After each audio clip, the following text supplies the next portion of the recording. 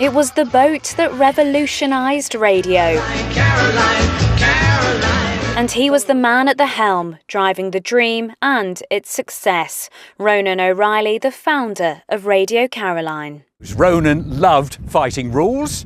If there was a rule there it shouldn't be. He changed the world for teenagers. Wanting to get his acts played on the radio, the music manager set up Radio Caroline on a ship anchored 19 miles off the Essex coast in 1964. The first pirate station off the UK, it rivalled the BBC's dominance. And to teenagers' delight, it played pop all day, unlike the Beeb, who played 2 hours a week.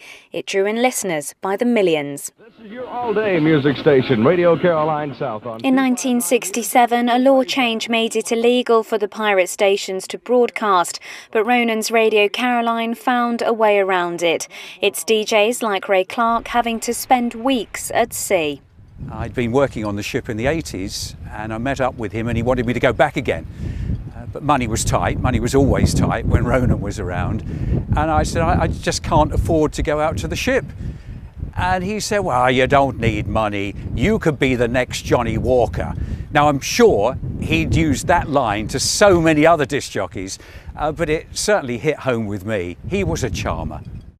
A shipwreck, a restoration and the granting of a medium wave licence later, Radio Caroline carries on, no longer illegal, and the transmission's now mainly coming from land, but the boat is still about.